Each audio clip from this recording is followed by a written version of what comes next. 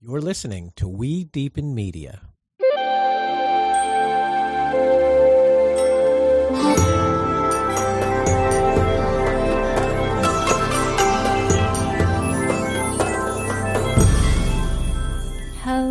Hello, everybody, and welcome to another episode of Deepen with Christina.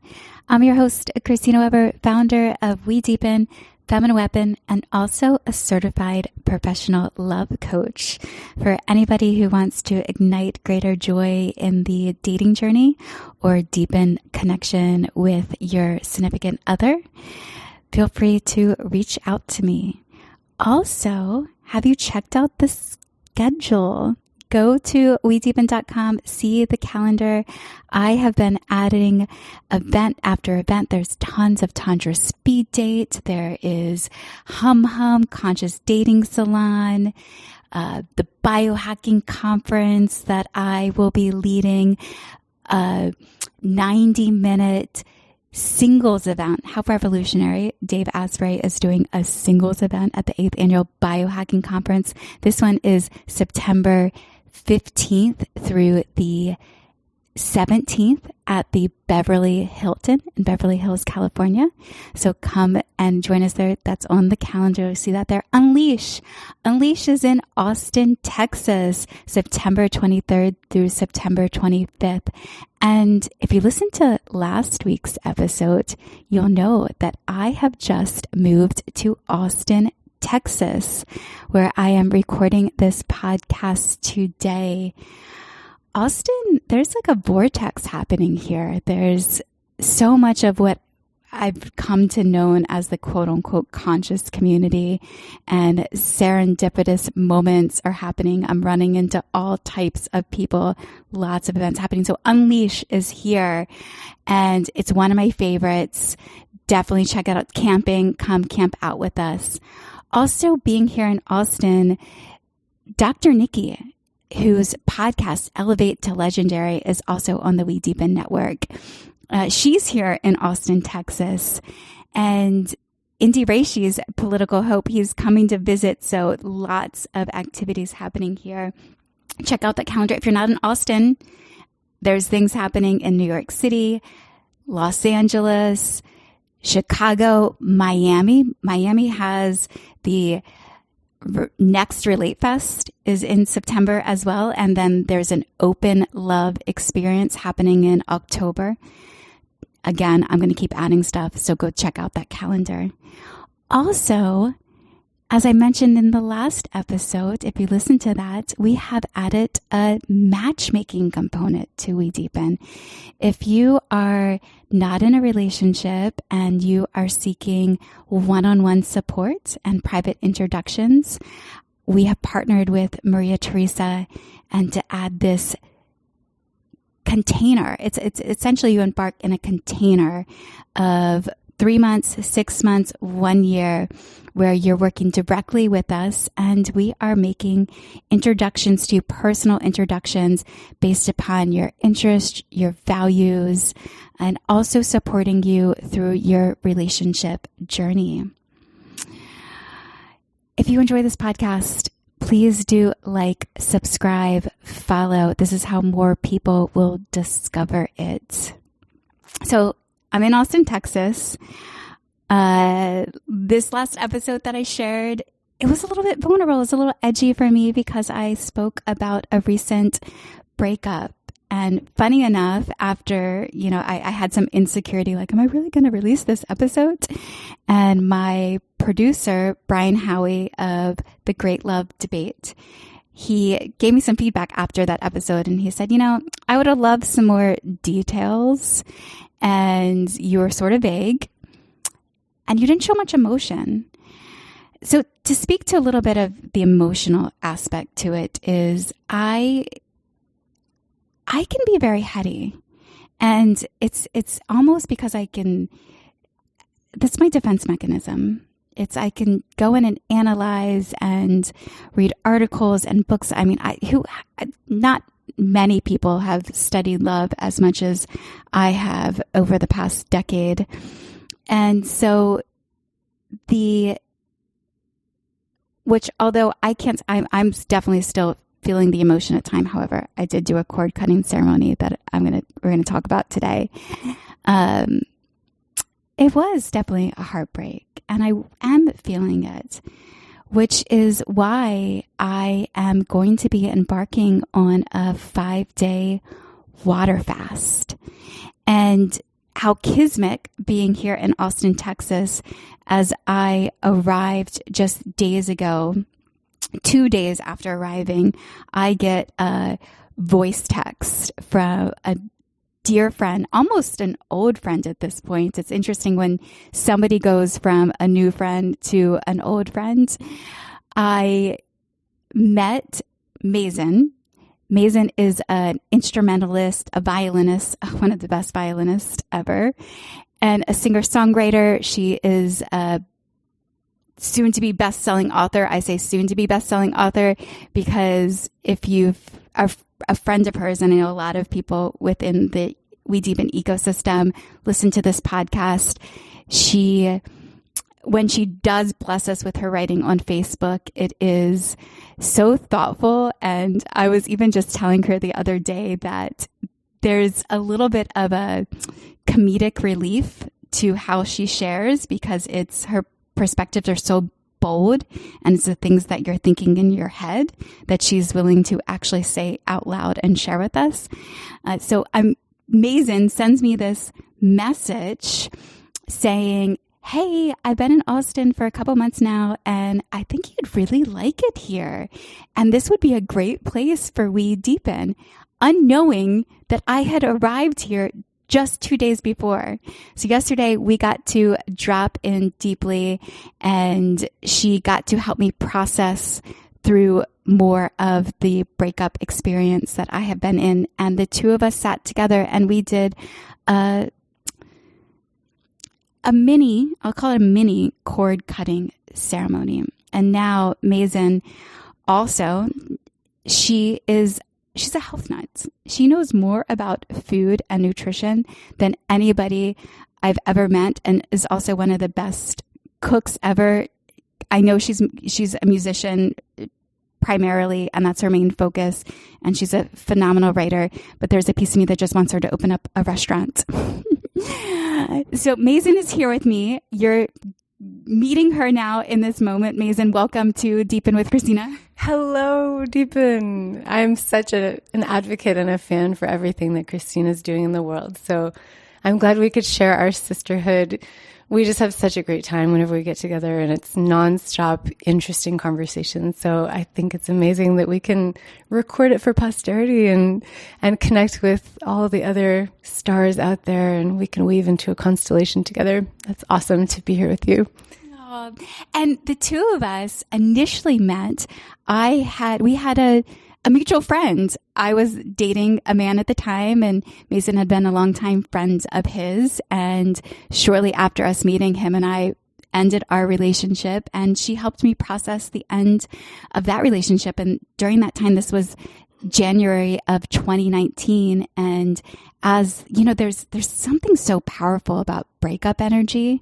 It's this transition energy is energy that catalyzes you forward into new doors. As you close one door, many others open up. So January of 2019, her and I got to spend a lot of time together as we were both living in Los Angeles. And some of the first We Deepen experiences were held at her home. Talk nerdy to me. And Wednesdays, we did one a week. And you also were a big advocate and supporter of Feminine Weapon Day. She is the musician. She is the writer of the Feminine Weapon anthem song. I forgot about that. Yeah, that's true. I forgot about that. And so we got to play a lot for that month. And now to be back in the same city for the first time in years is super exciting. And to have your sisterhood and your support, I'm so grateful for that.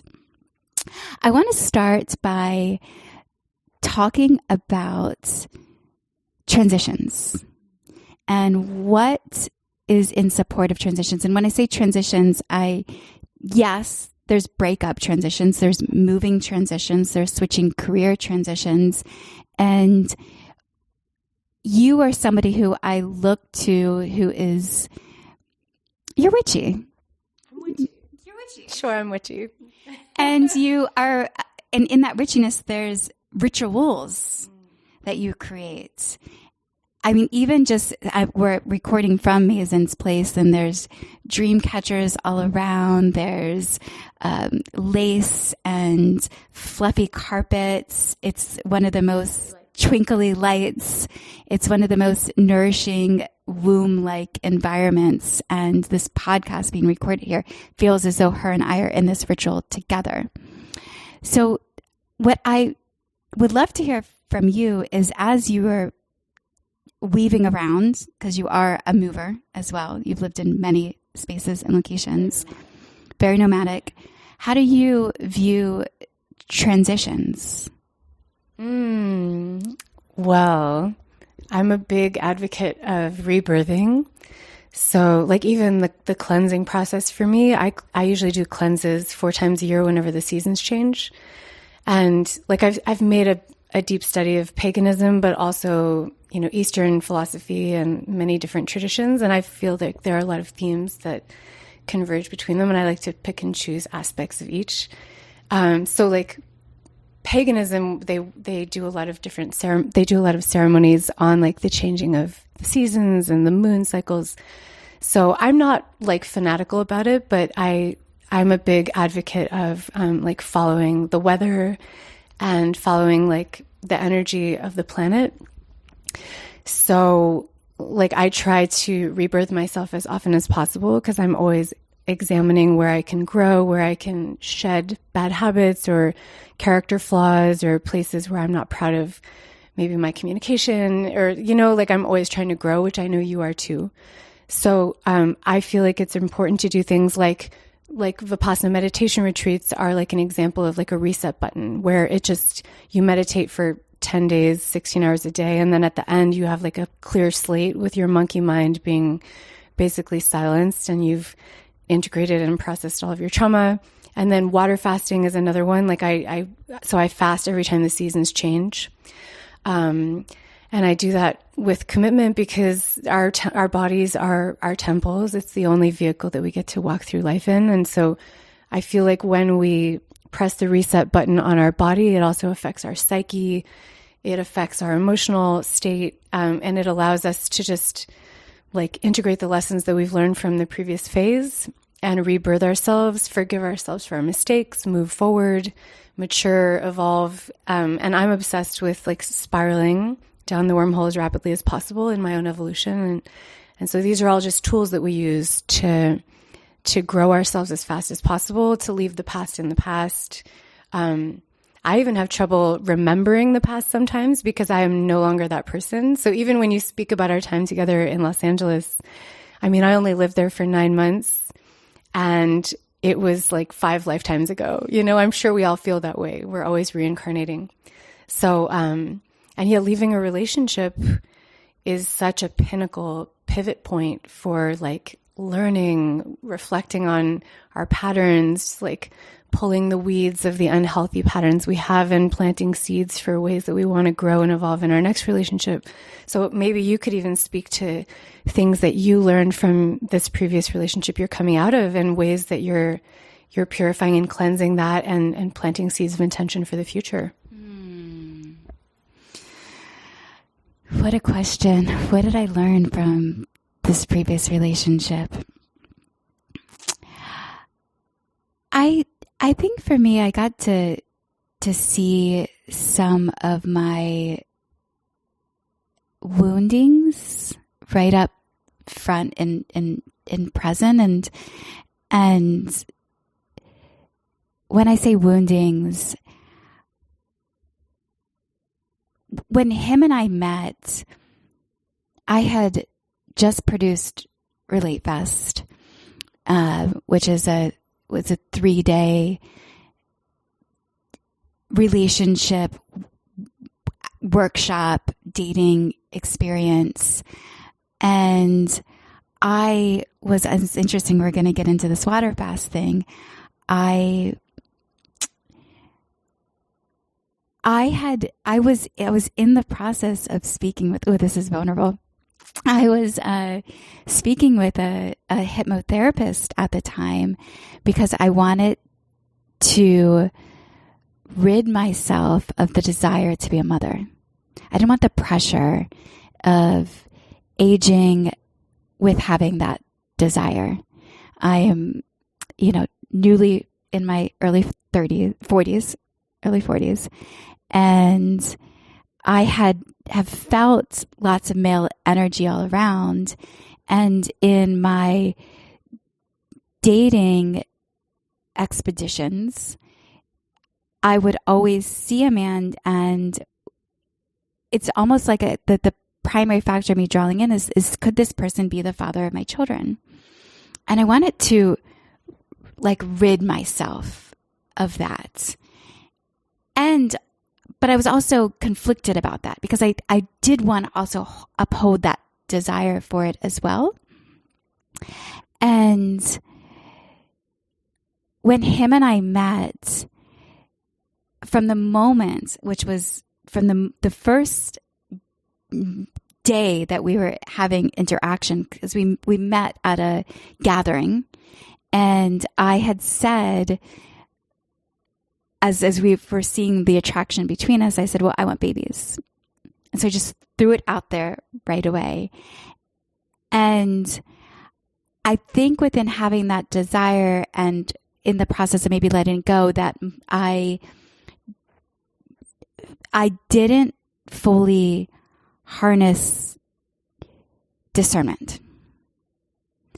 I went into it completely with an open heart, which is beautiful. I think we have a mutual friend, Alora Anana, who has this, she says, practice seeing the one in all ones and being the one with all ones. And so I was in this state of practice. So I think if I really go back into what did I learn from that experience? And it was a 3-month engagement relationship.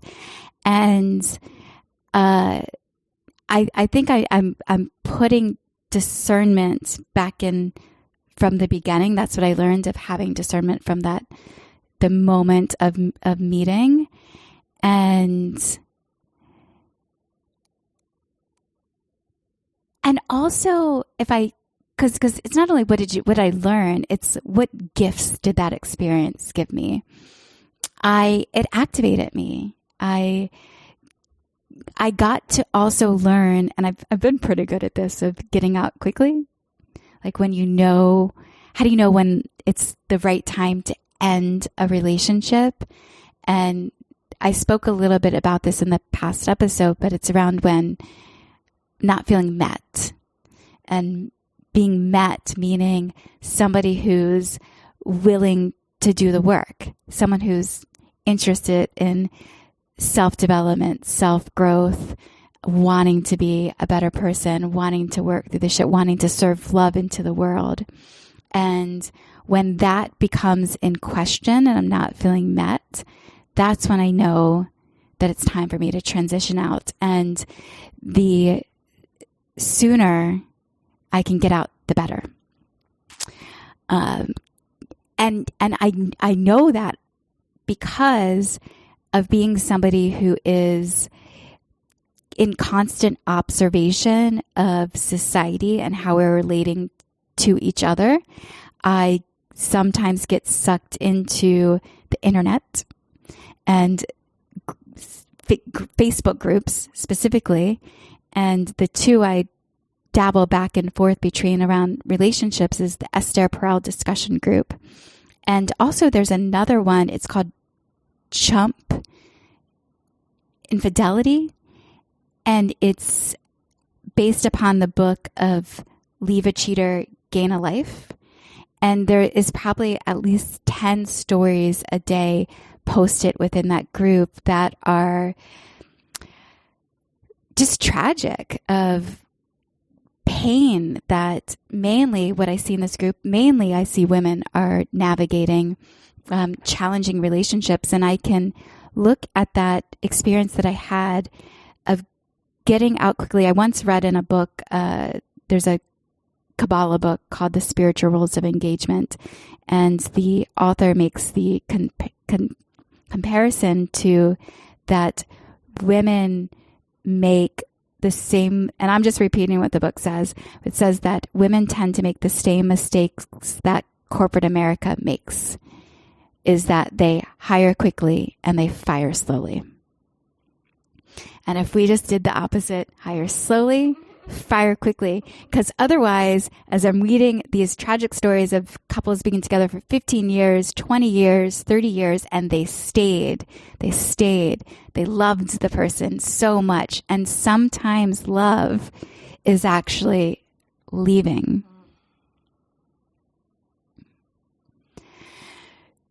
So those are the lessons. It's a lesson, and it's also recaps from that experience. Now, what I really appreciate last night when we got together, and I was, today is 2 weeks out of that last relationship, and I'm still processing through it. And it was the first time that I actually got to sit face to face with a girlfriend. Following that experience, I've gotten to spend time with family. This first time I got to sit with a girlfriend. So I found myself like regurgitating, wanting to tell all the stories of everything that happened. This is by the way, what I got to tell her is, unfortunately, I'm sorry, right now at this moment in time, I can't tell you all just yet, because those are the details. But if you want me on your podcast or something else, I can talk about it on another avenue at this moment, just not here. And then, Maesyn, it was so beautiful. You're like, anything that you want to process tonight, get it all out tonight, vent it all out tonight. And then you proposed, let's do a cord cutting ceremony. Well, I also said I would love to create a container for you to process so that this doesn't have to contaminate all of our interactions. Like let's have tonight be a sealed orb of intention where you can just vomit all of your stories and your feelings.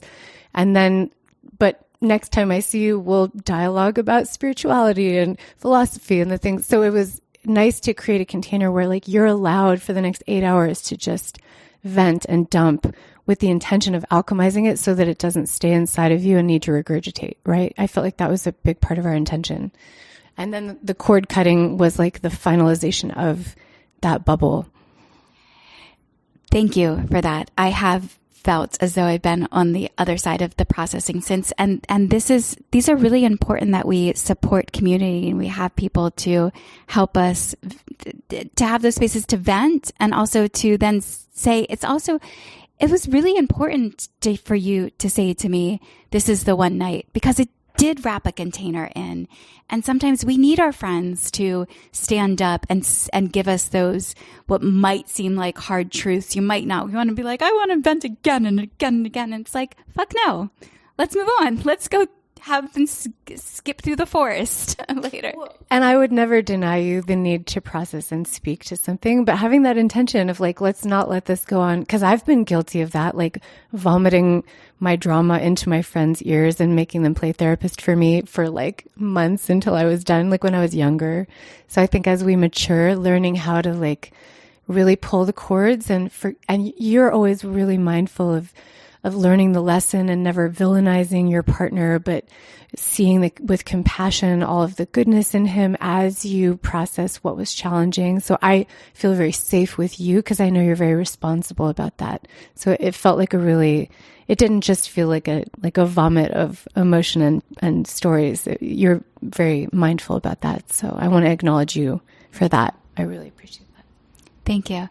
So if that was my first official cord cutting ceremony, and I know it was a mini one, except prior I could rewind like 2 decades ago of the first love of my life, and after he lied and cheated for months, and my girlfriends got around and his clothes were at my house, and we were probably 18, and they burned holes and cut up his clothes, and that was a ceremony. And then I went and sprinkled those clothes around his lawn. So when you speak about maturity, this is now the next level of that.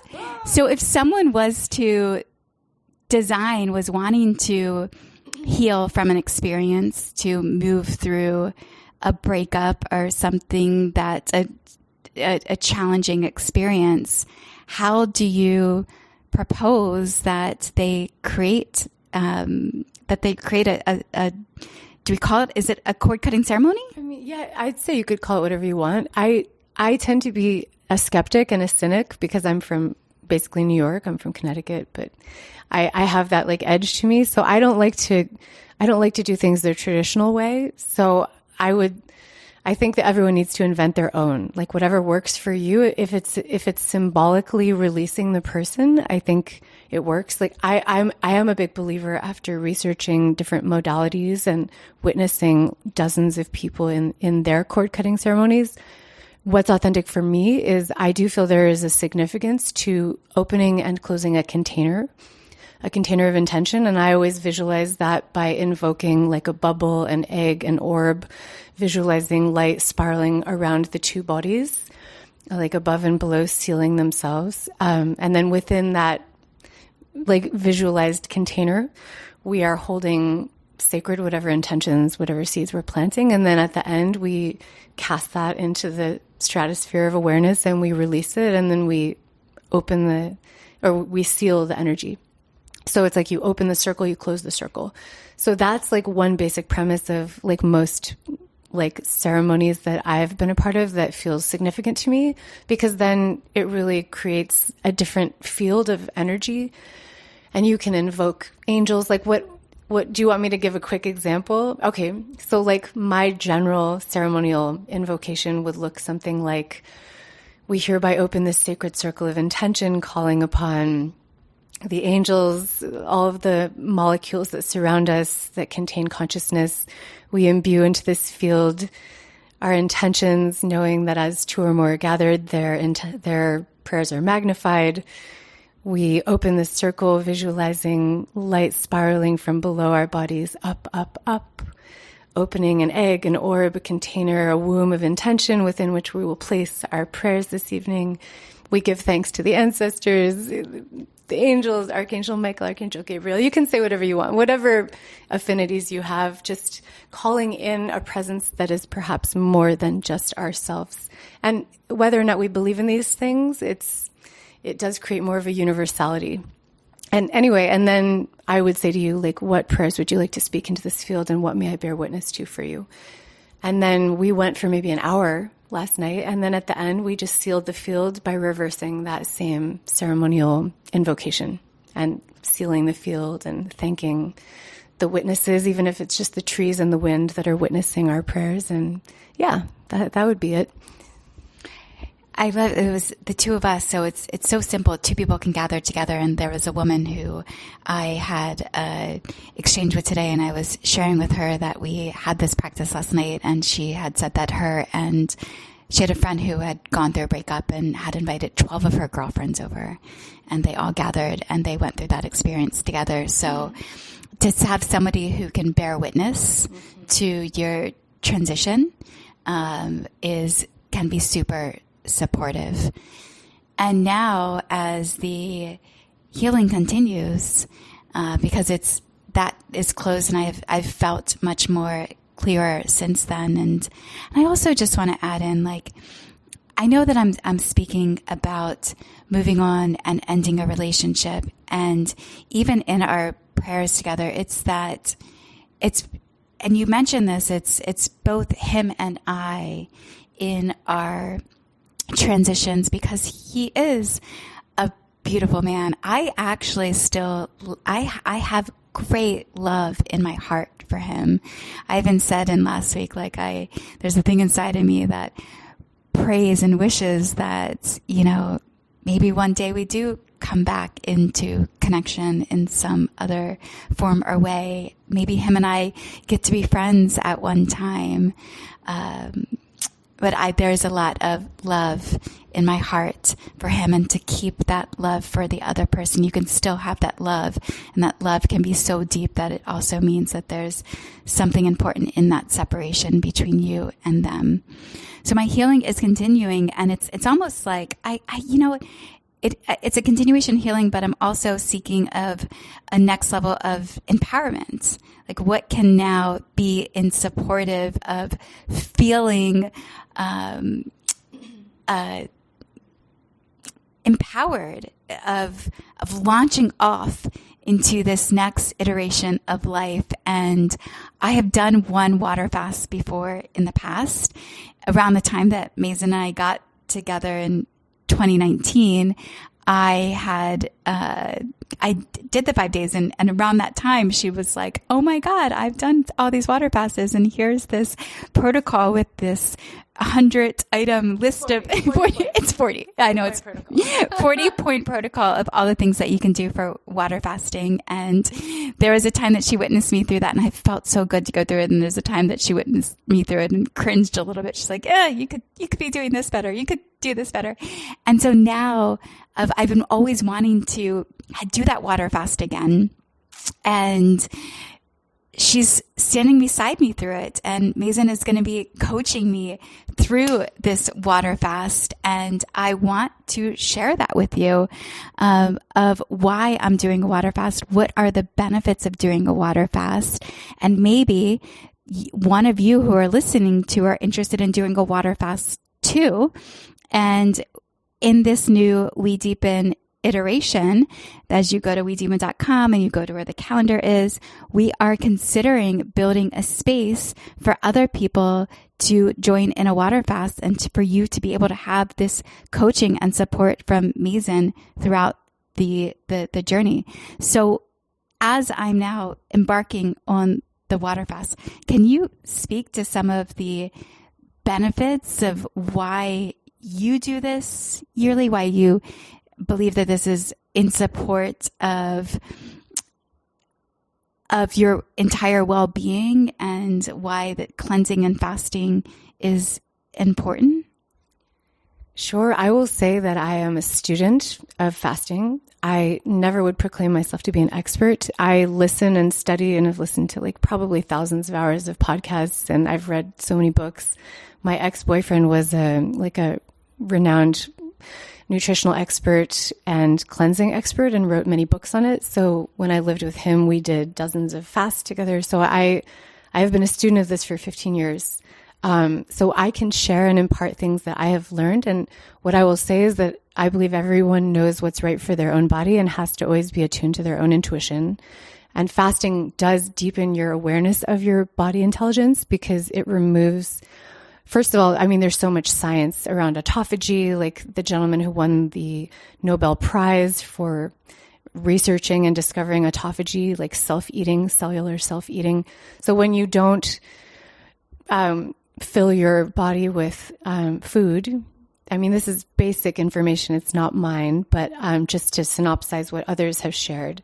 I mean, it's sort of obvious, really, and every major religion incorporates it into their practices, where when you eliminate the addiction to eating from your body, it allows all of your enzymes, all of your cellular energy to go towards cleansing and purifying the body temple, to like cellular self-eating, to recycling cancer cells, so your body can go in and actually eat the cells that are maybe damaged, or it dissolves fat. It can remove, if you're supporting your process, you can remove heavy metals from the body because they get stored in the fat. So when the fat dissolves, the heavy metals are released. So it's important to do things like take charcoal, and I take different things like zeolites to support actually removing the toxins from the body as you're eliminating them. Because I was worried about you when you did your first water fast, because you didn't have, I was taught that you need to ease into it and ease out of it gently, and that actually coming off of the fast gently and gradually reintegrating and refeeding is one of the most important parts. And so there was so much I wanted to share with you, but it wasn't my business and you didn't ask, so I didn't intrude. But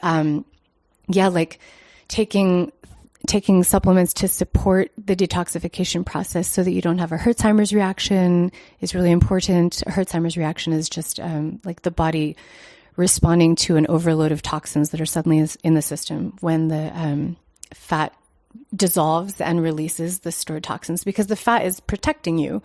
It's encapsulating the heavy metals and the toxins And so there are many things. I have a 40-point protocol that I've developed, which is what I do whenever I fast. And it's kind of a full-time job. So what I think you and I are going to do is we're going to go through that protocol, and we can even discuss it. I can share it here if you want. And we're going to pick what feels digestible for you. Like with the time that you have available, with the amount of commitment that you can show up with. Like my number one thing is supporting the lymphatic system. So I always do like bouncing. I do Qigong. I stand on my shake plate, my vibration plate. I hang upside down and do inversion therapy. I use body brushing. Like there are so many things you can do. I like to do infrared saunas.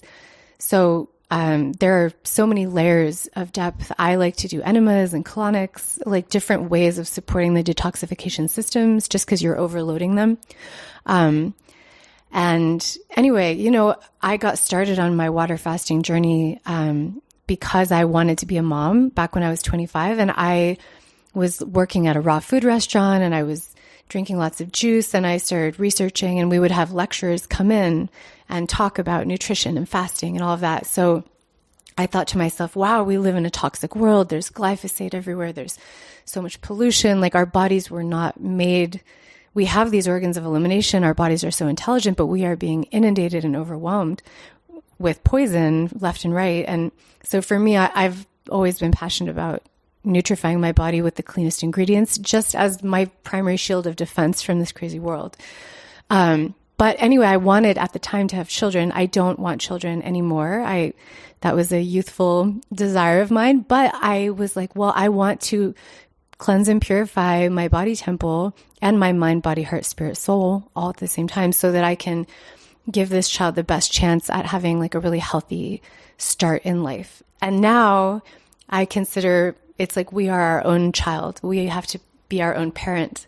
We have to like protect ourselves. We have to cleanse ourselves because, you know, our inner child needs protection just as much as our future children might. So I think it's interesting that you said that wanting to perhaps be a mother was part of your impetus for exploring this as well. And where do you stand around that now? How are you feeling about that? I would still love to be a mother. Yeah,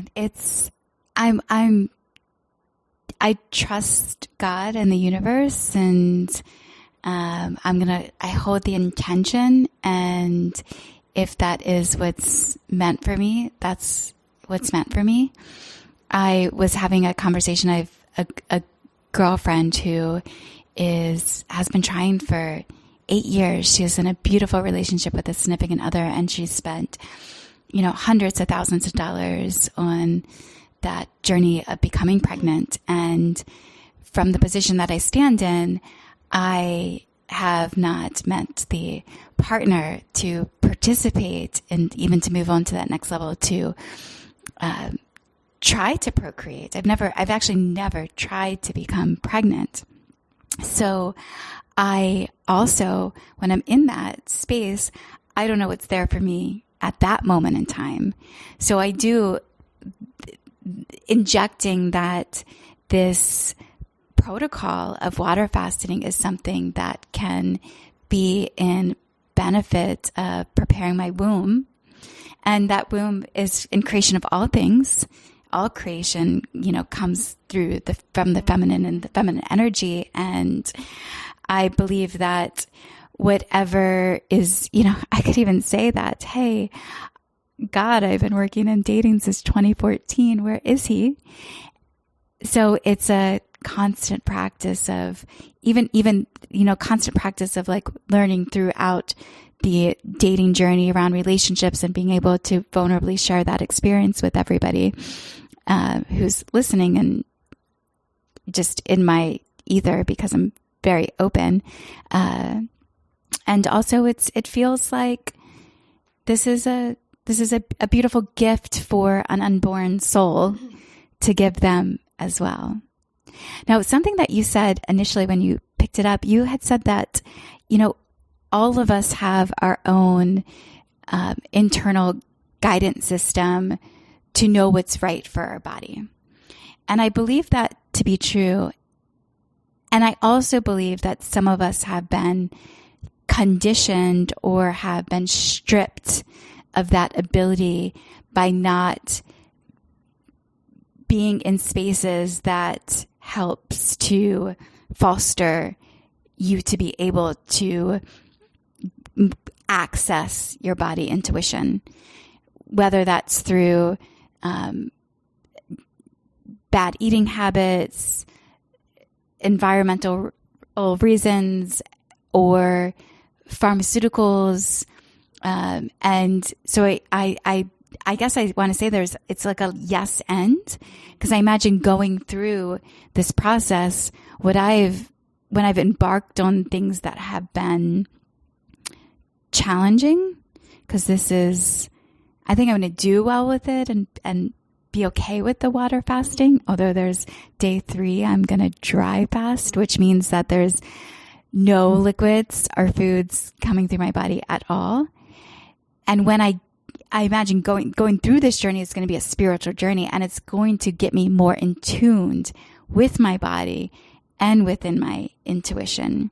So would you agree that sometimes this is why we hire coaches and why we hire guides, because they do know more than us, whether it's wanting to label as experts and I know your resistance to the term expert, but somebody who I've been a witness to you, and in my, although I know there's don't call me an expert, there is it almost makes me want to call you an expert even more when you're so humble of that.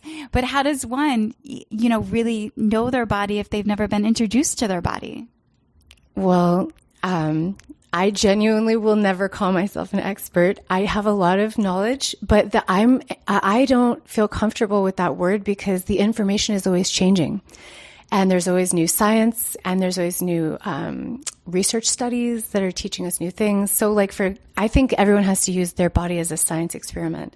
So I've been on this path for over 15 years, and I started with the master cleanse. That was my first cleanse. And now I would never do a master cleanse, because it's just straight sugar and it's like maple syrup all day long. So you're on a sugar rush. And to me, that's not cleansing at all. And you're not actually giving your digestive system a real break. You're just spiking insulin all day long. And from what I've studied now about insulin spiking, when people start fasting, I like to start them slow. Sometimes I'll say, okay, if you're really new to this, if you've been eating fast food your whole life, don't jump into a water fast.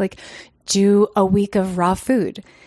Do a week of smoothies, try the soup recipe that I have. I'm about to make Christina. I have this fabulous, delicious, alkalizing, thyroid healing, yummy, nutritious, heavy metal detoxing soup that I'm going to have her drink tomorrow. But so I'll start people on that. I'll be you don't want to shock your system too much, because then you might polarize. So I think that it can be an incremental walk down a path, into a ravine, or towards a river. So I started off being raw, and I was raw for 6 years. And within that span, I was a fruitarian for 2 years. So I was really hardcore and extremist, and I was doing juice fasting in between. But I didn't come to water fasting until after I had done years of cleansing my body through more gentle methods of and I've only eaten exclusively organic for 15 years and only drunk spring water for 15 years. So I think it's incremental. And so I am fully in support of you doing a water fast. It's always a good idea. And I would say, I want to encourage you in your lifestyle choices after that.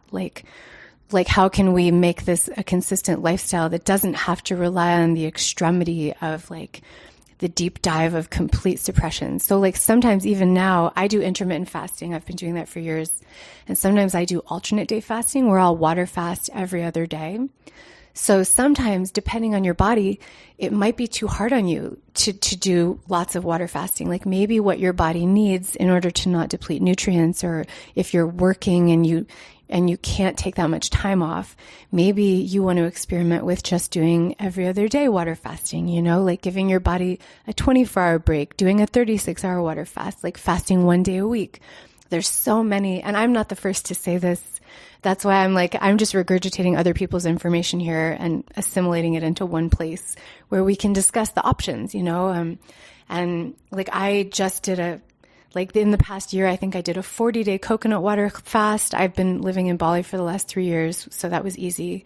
I did like a 2-week juice fast. I did a 5-day water fast. But so this year I only did 1 water fast, and all my other seasonal fasts were with like coconuts or juice or, so I think it's good to remind people that this can be a sustainable lifestyle choice, and it doesn't have to be as dramatic as all water, because sometimes it's too much. Like back before I knew about electrolytes and the importance of consuming electrolytes when you're fasting, I did a 14-day water fast. I think this was like 6 years ago.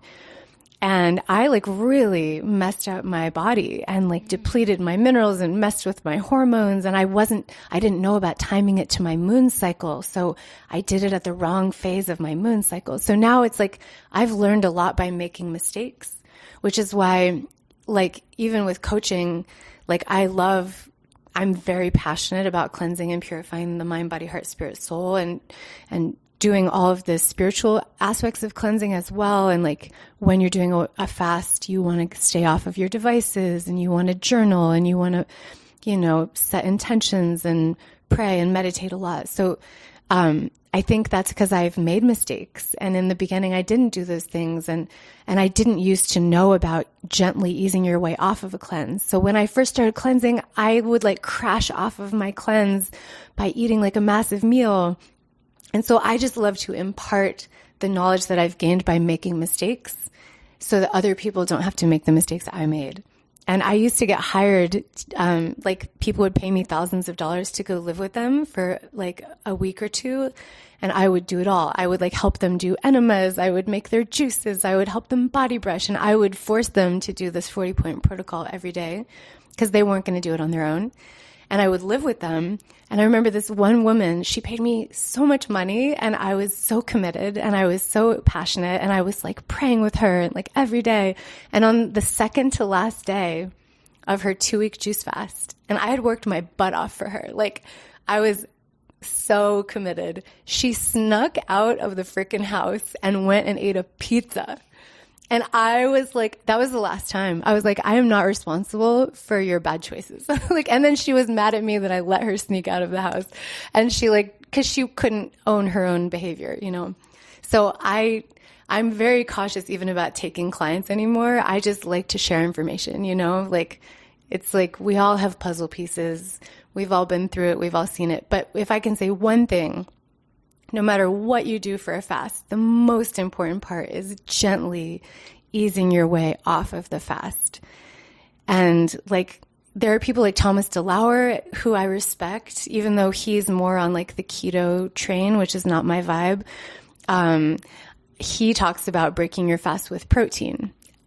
I mean, he does a lot of research, so I trust him. And yet I personally have always felt like it's best for my body to break my fast with like green juice or like watermelon, So that's why I say like listen to the experts and then trust your body. Mm-hmm. And like when you fast, you definitely cleanse out all the addictions, and it lets you actually hear the voice of your intuition, and that's where all your answers are going to be.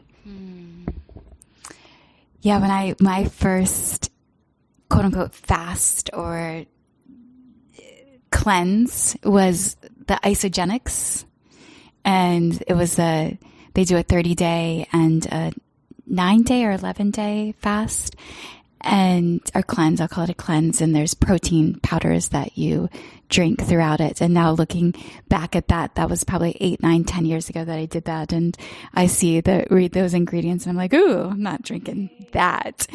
And sometimes now there's been friends over the more recent years who have been having great results from it. And, I think your health is a journey that you get to go through and you learn. And that's even one of the things about even having a podcast. Sometimes I'm like, don't hold me to that thought that I had years ago, because we're always just ever changing and we're constantly learning new.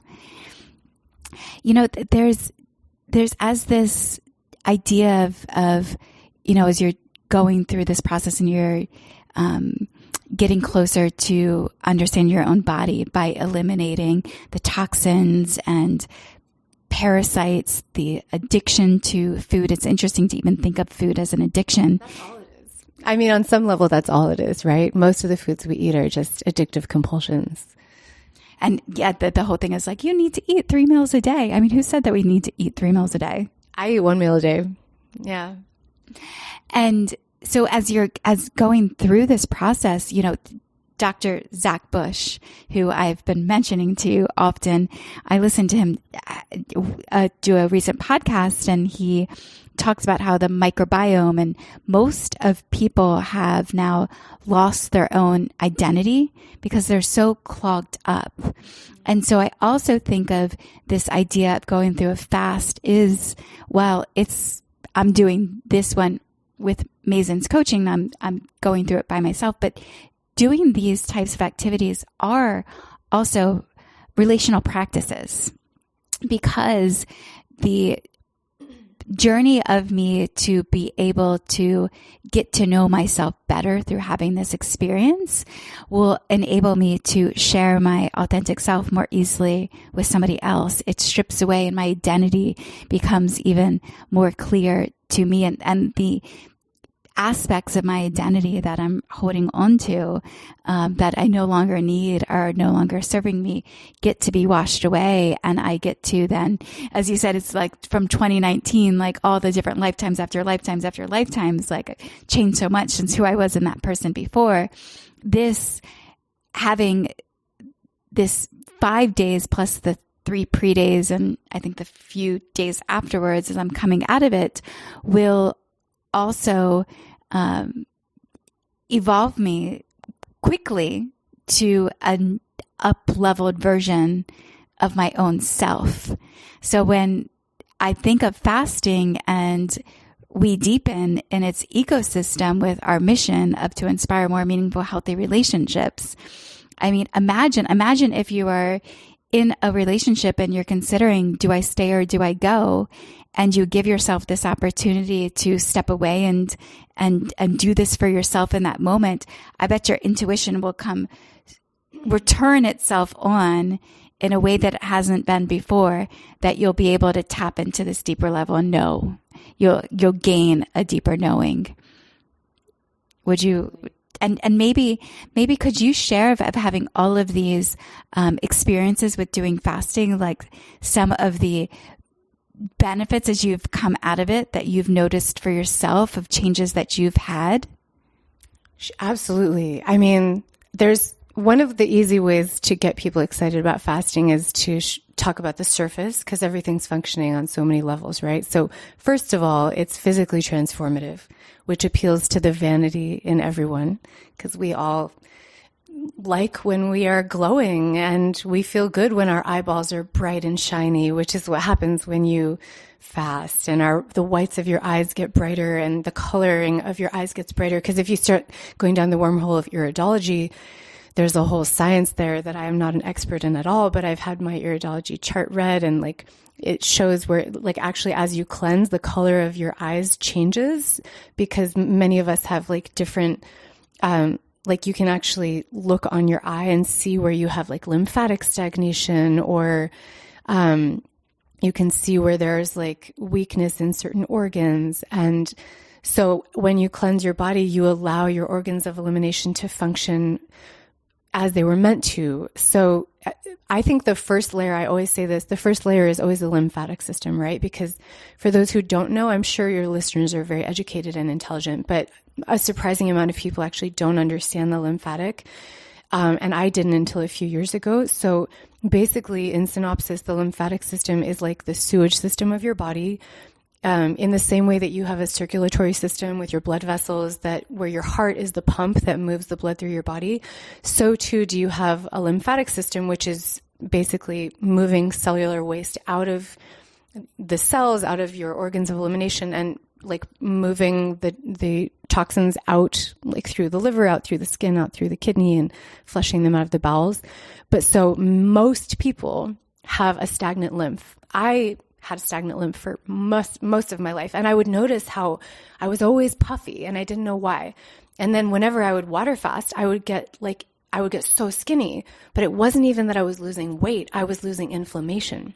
So one of the health benefits, obviously, is I feel like most of us are allergic to most food because most of us have leaky gut because we live in a toxic world and there's so much food that's processed. Even if you're like, I've been fully plant-based for like 15 years, occasionally eating eggs. But the dogma of that doesn't appeal to me because I'm like, you know what? Maybe like I love animals, so I personally don't choose to consume flesh, but I have considered maybe I need to try bone broth if it could help heal my leaky gut, you know, but then I look into other methods of doing that don't harm animals. But I'm not into dogma. Like I hate when people are like, you have to eat this way or you have to do this thing.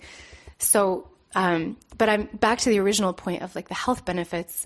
You lose inflammation. Like all of a sudden I would go from being perpetually puffy to just being like lean and chiseled. Not from anything other than just my lymphatic system getting a chance to properly release itself and like release all of the backed up toxins. And so there are many things that we can do to support that. Like we talked about earlier, body brushing, like inversion therapy, shake plate, qigong, bouncing, all of these things, which we should all be doing every day anyway. But when you're fasting, it's like an extra layer of giving your organs of elimination and your elimination system a break so that it can just actually like reset and recalibrate you. And then the most important part then is making good decisions afterwards. So you don't just want to do a water fast and then go back and eat at McDonald's. Like ideally, you feel so good once you fast that you're like, oh my God, like maybe I'll try just eating fruit for a week and see how that feels. Or like you actually develop this passionate hunger to like experiment with your body as a science experiment and be like, what would it feel like if I only drank juice or did mono meals and only ate grapes for a week? Or, you know, and it becomes this, instead of being dogma, instead of being this thing that you have to do, it becomes this joyful experiment. And it's just so cool. And the bonus is that you look like 10 years younger afterwards. And I'm a big fan of like exfoliation and mud masks and pulling toxins out through the skin. And we've talked about that too. But, and then this is maybe a bit of a pivot, but at some point I wanted to mention the fact that Christina is like the queen of relationship and relating and dating and bringing together love matches. And ironically, I am her opposite in that I have been practicing celibacy for 7 years, which is another form of cleansing and purification. Like I wanted to eliminate my addiction to love, validation, identifying outside of myself. I wanted to eliminate my addiction to sex and to like fully raise the bar so that I could become what I wanted to attract. And it's exactly the same as fasting. I'm fasting from sex. I'm fasting from intimacy and like fully sourcing my intimacy from my relationship with spirit, God, whatever you want to call it, and waiting for my king. Like I may change my mind, but I'm pretty hardcore devoted. I'm a devotional wifey creature. And I want my king and I'm preparing my temple for him. And to me, that is like a part of why I cleanse. Like I want to be as like high vibration and healthy so that we can grow old together. And one of the reasons I've learned as much as I've learned about health and nutrition is so that I can optimize the health of my husband someday so that he doesn't have to suffer as he ages.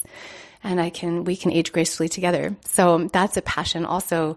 And that's another form of cleansing, whether it's like cleansing and purifying our addiction to the internet, our addiction to validation from outside ourselves, our addiction to food. It's all part of the cleansing process. Yeah, when I do this water fast, I'm definitely going to be shifting my relationship with my phone. Rewind a few previous episodes and I did about 2 on cleansing my relationship or shifting my relationship with social media, which I did. And then as I was, going through this relational transition, I found myself going back into social media because the phone is where I connected with him when we were at distance. And so during this water fast phase, I will be also cognizant of what is in my field, where is my mind going. I also, with the benefits of it, talked a lot about the health and well-being, but the cognitive functioning too, the clearing of any foggy brain, any maybe uncertainty of where your focus should be going and what you should be working on. So I'm excited to have that clarity, because as you are, or for me, when I'm transition out of relationship, it's, as I said before, Brian Howie saying, I wanted to hear more of your emotions. I was like, it's in my head. It's like, this is where the pain I feel, it's really heady for me. And so to move through and to flush out the, all of the cells and open up all the portals in my brain for them to be able to more clearly think. I love your love journey and celibacy. I think that it would be fascinating if we could do a whole other podcast. And I know we're going to do a part 2 one on the water fast. If we don't get to talk more about the celibacy, then I think it's such a fascinating topic to dive into. I have, I would say more of like unintentionally ended up in a year-long celibacy or a year and a half long celibacy experiences, but not so with as much devotion and diligence that you have for your path. And I think is something really juicy there to be able to share. Well, I think it's interesting that we're talking about the addiction to food, right? Because you touched on this earlier, where most of us stay in a relationship. Like, we know we should leave. Every relationship I've been in, I knew I should leave after like a month. Like, I saw everything that was not compatible, but it was, well, maybe 3 months, like the honeymoon, right? But it was always my addiction to intimacy. And sure, for me, it was probably sex. Like, I'm a very sexual person and I'm very sensuous. But so now, instead of giving all of my sexuality to a man, I just like derive such sensuous, juicy deliciousness from every action and function of my life. And I am like more sensuously fulfilled, like walking through life, making love to life in every moment than I was never that fulfilled by my sex life with these guys. But that sexual addiction and the oxytocin and the hormones, I was addicted to that. And so I stayed in these relationships for years sometimes. And I think you were saying you've done that before, right? Stayed. And so it's like our addiction to food, our addiction to sex, our addiction to attention. You were saying. Yeah, definitely the attention. I mean, that was also part of the cleanse of I knew I need to break. Like, was a person that we spoke every day. And oftentimes, we were at distance, then we'd come back together and we'd be immersed together for weeks, and then we'd be in distance. And during that distance time, we were in text message or phone call exchange on a daily basis. So when you're stripped from that energy, there has to be something that replaces that to some extent. Like, where does that space go? Because what do they say? Energy never, it's never created or destroyed. So it is essentially is always shifting to new. So needing to come into a space where something else takes the place of that. And in that process, it's really uncomfortable, of moving through that. Like, there's a loss. There's literally a loss. So we're going to do, I'm doing 3 pre-days before the cleanse starts. So today was a healthy day of eating, mainly vegetables. Tomorrow I'm going to be the soup that Maesyn mentioned. We're going to be making raw soup. And then the day before the cleanse, so pre-day 3, it'll be only fruit, just watermelon. Blended watermelon. And so then I'll go into the 5 days, and her and I are going to record another podcast after I'm completed the water fast together. And Maesyn, I'm curious too, as we wrap this episode right now, this part 1 of this episode, if maybe you could take an assessment. I'm going to invite you to be just raw and true of what you see in my face and who I am now, and then to maybe have because oftentimes we take pictures, and I'll do some pre-pictures and some post-pictures. I guess I'll have to do that. But from what your eye sees in this moment to what your eye sees after. It would be interesting to hear that. Okay. Well, you're always gorgeous. You are just a striking, beautiful creature, timeless. I will say that I am certain that you will lose inflammation in your face. I see some puffiness in your face.